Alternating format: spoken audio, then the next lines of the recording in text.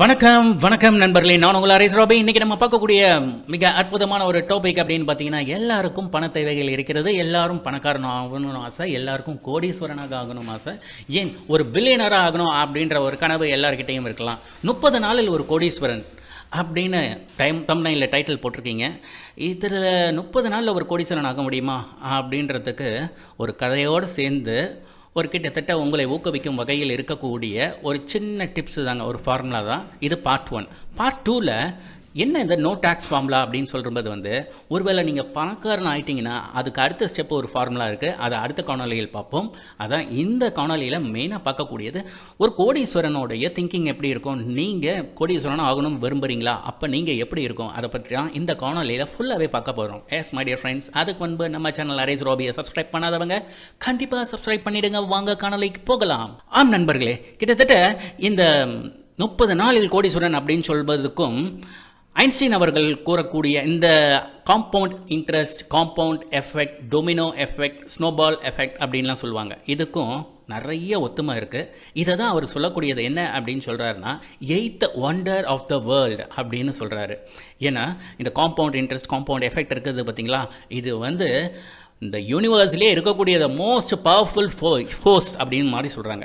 இதை ஃபேஸ் பண்ணி இதை புரிஞ்சுக்கிட்டவங்க வாழ்க்கையில் பொழைச்சிக்கலாம், இல்லைன்னா அதுக்கு தேவையான விஷயத்தை அவங்க கண்டிப்பாக அதை ஃபேஸ் பண்ணணும் அப்படின்றது தான் மிக அற்புதமாக ஒரே வார்த்தையில் சொல்லிட்டார். The most powerful force in the universe is compound interest.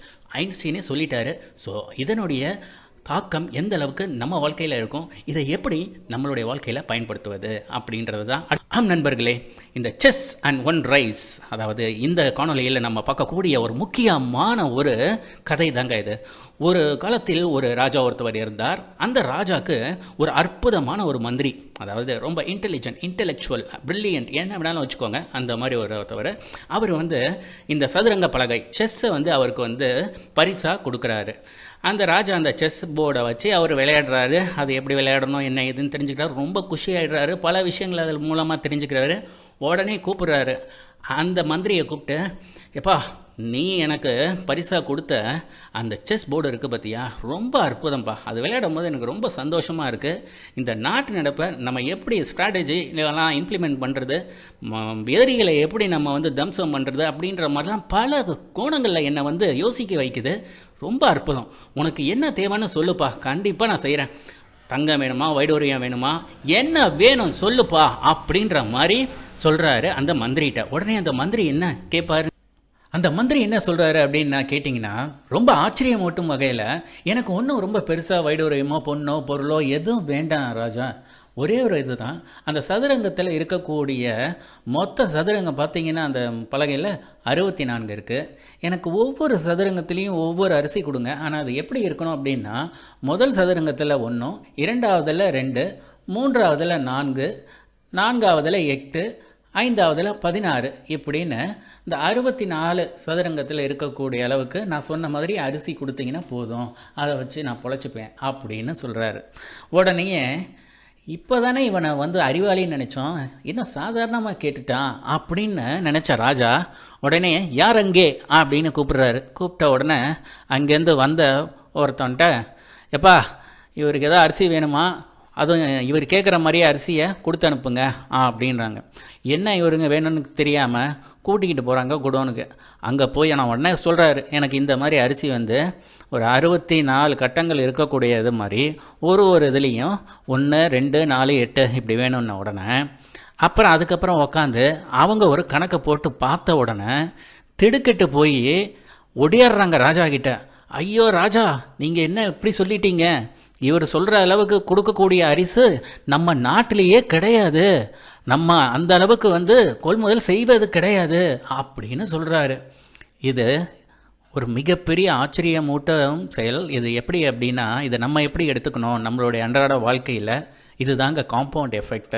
நம்ம வாழ்க்கையில் இது எப்படி இது நடக்க போகுது, அறிவுபூர்வமான ஒரு விஷயத்தை ட்ரிகர் பண்ணி விட்டுருக்காரு இந்த அமைச்சர். அது நம்ம வாழ்க்கையில் கொஞ்சம் அப்படியே ரிலேட் பண்ணி பார்ப்போங்களேன். ஒரு மனுஷனுக்கு ஒரே நாள் 5 கோடி கொடுக்குறேன், இல்லை ஒரு நாளாக 1 ரூபா, இந்த மாதிரி ஒரு நாள் 1 ரூபா, 2வது நாள் ரூ. 2 அப்படின்ற கணக்கில் வச்சுக்கலாம். அது எப்படி போகும் அப்படின்னா, நீங்கள் எதை சூஸ் பண்ணுவீங்க? ஒரே நாளில் 5 கோடி தானே சூஸ் பண்ணுவீங்க. ஆனால் இந்த மாதிரி வந்து எடுத்தீங்கன்னா, ஒரு நாளுக்கு ரூ. 1 அப்படின்னு எடுத்தீங்கன்னா, 2வது நாள் ரூ. 2, 3வது நாள் ரூ. 4, 4வது நாள் 8, 5வது நாள் 16, 6வது நாள் 32 இப்படின்னு கூடிக்கிட்டே இருக்கும். இந்த மாதிரி இருக்கிற சமயத்தில் கிட்டத்தட்ட 18வது நாள் வருது பார்த்தீங்களா? 18வது நாள் அதுதாங்க மேஜிக் டே. அதாவது ஒரே நாளில் 5 கோடி வாங்கிட்டு போன ஒரு நபரும் அடுத்து ஒரு ரூபாய் ஒரு நாளாக வாங்கக்கூடியவருடைய வளர்ச்சி எப்படி இருக்குன்னா 18வது நாள் தான் வளர்ச்சி. ஒரே நாளில் 5 கோடி வாங்கிட்டு போன அவனுடைய சந்தோஷம் எந்த அளவுக்கு இருக்குமோ அதை விட பல மடங்கு அதிகமாக இருக்குங்க. அதோட மேஜிக் எப்போ நடக்குது? 18வது நாள். 19வது நாள் 2,62,144, 20வது நாள் 5 லட்சத்தி சில்லற. அதுக்கப்புறம் பார்த்தீங்கன்னா வளர்ச்சி பார்த்தீங்கன்னா மிகப்பெரிய வளர்ச்சி இருக்கும். அப்போ 30வது நாள் பார்த்தீங்கன்னா ஒரு ரூபாவாக வாங்கினவன் இந்த எக்ஸ்போனென்ஷியல் ஃபார்மில் 30வது நாளில் அவனுக்கு இருக்கக்கூடிய பணம் எவ்வளோ கிடைச்சிருக்கும் அப்படின்னா 53,62,70,912, ஆல்மோஸ்ட் 53,68,70,912. அப்போ 5 கோடி பெருசா, 53 கோடி பெருசா? கிட்டத்தட்ட 10 மடங்கு அதிகங்க. ஆமாம், இந்த 18வது டே மேஜிக் அப்படின்னு நான் சொல்லக்கூடியது என்ன அப்படின்னா, நம்ம வாழ்க்கையும் இதே மாதிரி தான். முதல் நாள்லேயே எடுத்த உடனே இன்ஸ்டண்ட்டாக நம்மளுடைய வாழ்க்கையின் வளர்ச்சியும் வெற்றியும் கிடைச்சிரும் அப்படின்னு நினைத்து கொண்டு இருப்பவர்களுக்கு இது ஒரு பாடம். வாழ்க்கையில் உங்களுக்குள்ளார இருக்கக்கூடிய விடாமுயற்சி, மேலும் ரெசிலியன்ஸ் அப்படின்லாம் சொல்கிறாங்கல்ல, அதாவது ஒரு தோல்வி வந்தாலும் சரி உடனே எந்திரிச்சுன்னு போராடி மேலும் முயற்சி செய்து கொண்டே இருப்பது அந்த கான்ஃபிடென்ட்டோட. அப்போ மேஜிக் டேன்றது உங்கள் வாழ்க்கையில் என்றைக்கு வேணாலும் நடக்கலாம். ஸோ இந்த 18th டே மேஜிக் மாதிரி உங்கள் வாழ்க்கையில் எப்போ நடக்கும் அப்படின்னா, உங்களுக்குள்ளார இருக்கக்கூடிய முயற்சி, உழைப்பு, விடாமுயற்சி, ரெசிலியன்ஸ் ஸ்கோர், இது எல்லாமே தான். எஸ், ஸோ இந்த மாதிரி உங்களுடைய விடாமுயற்சி இருந்தால் கண்டிப்பாக இந்த ஓவர் நைட் சக்ஸஸ்லாம் இருக்குன்னு கனவு காண்றாங்க பார்த்தீங்களா, அவங்கெல்லாம் மிகப்பெரிய அளவில் வளர்ச்சி அடைய முடியாது. இன்னும் ஒரு சூப்பர் எக்ஸாம்பிள் சொல்லணும், லைவாக அவங்களுக்கு ஒரு உதாரணம். சில பேர் பார்த்தீங்கன்னா சின்ன வயசுல மிகப்பெரிய அளவில் அச்சீவ் பண்ணியிருப்பாங்க. ஒரு அலெக்சாண்டர் கிரேட் எடுத்துக்கோங்க, இல்லை ஃபேஸ்புக் மார்க் ஜூக்கர்பர்க் எடுத்துக்காங்க, இல்லை mister Beast YouTuber, famous YouTuber. இவங்கெல்லாம் சீக்கிரமாக அவங்களுடைய வாழ்க்கையில் ஒரு வளர்ச்சி அடைந்தாங்க. அதே சமயத்தில் கேஎஃப்சி எடுத்துக்கோங்க, கிட்டத்தட்ட 60-65 வயசில் தான் அதை அச்சீவ் பண்ணார். அடுத்து டெஸ்லா அவர்களை பாருங்கள், அவருடைய வாழ்க்கை கடைசியாக சொல்கிறேன்.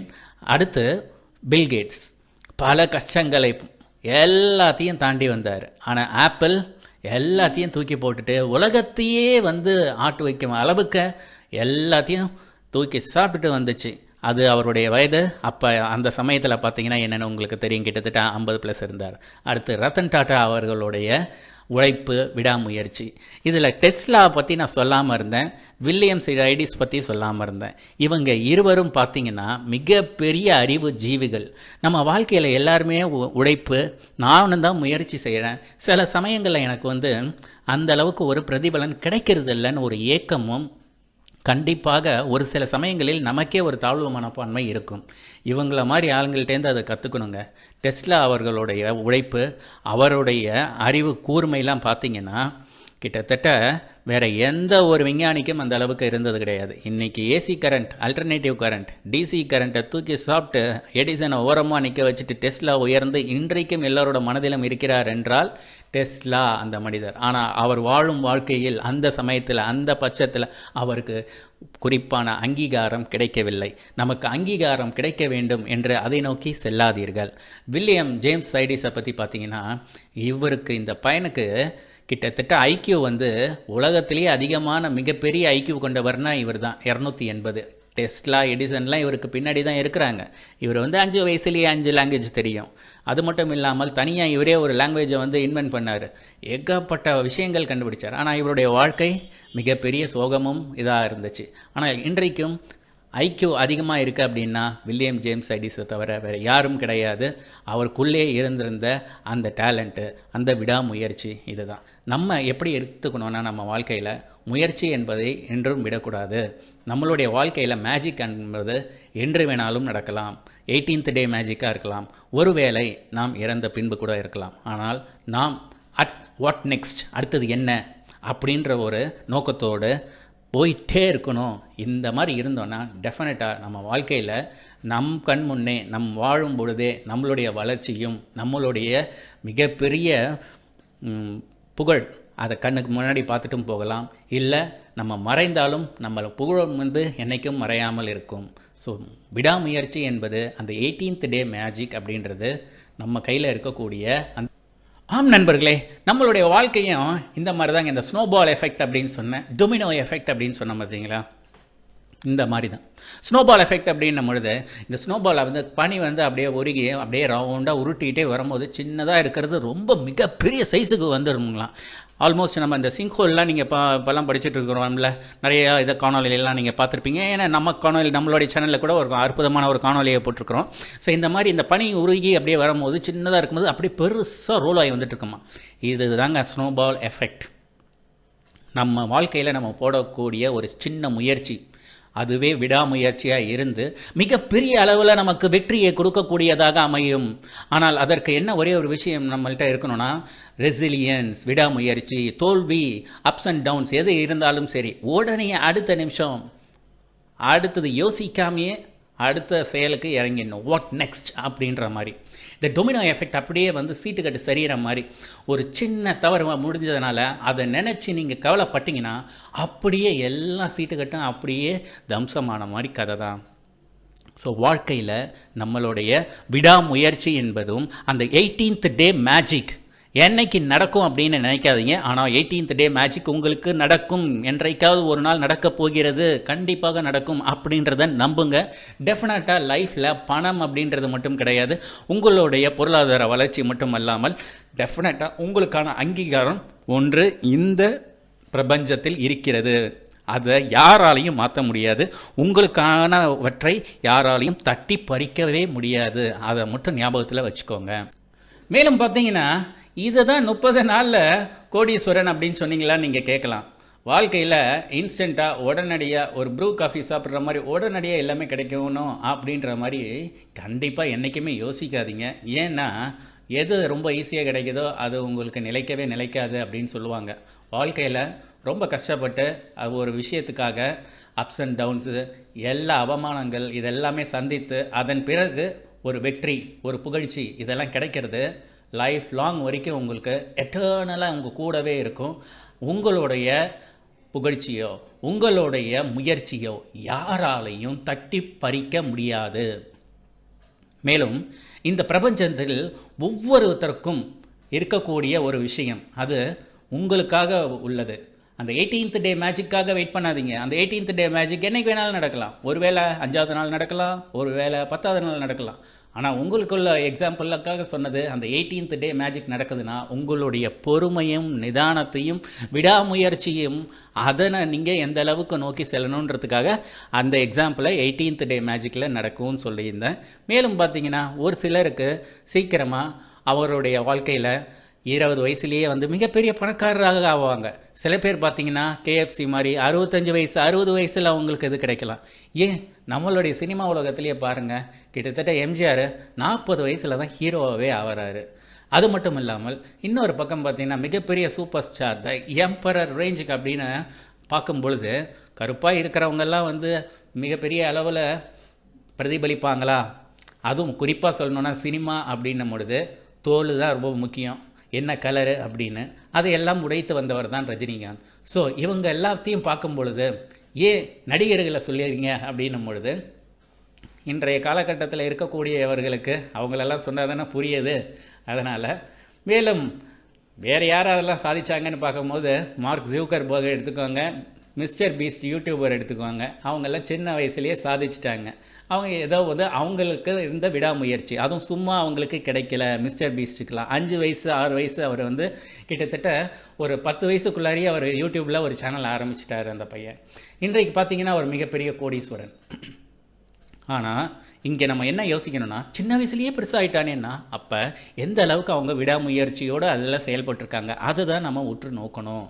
மேலும் பார்த்தீங்கன்னா இன்னும் சிலருக்கு உங்களுடைய வாழ்க்கையில் 40 வயசில் கிடைக்கலாம். ஃபார் எக்ஸாம்பிள் அப்ரஹாம் லிங்கன் எடுத்துக்கோங்க. 30 வருஷம் போராடினார். 1930லேருந்து 1959 வரைக்கும், அதாவது 1859 வரைக்கும் அவருடைய போராட்டம். 1830ஸ்லேருந்து 1859 வரைக்கும்.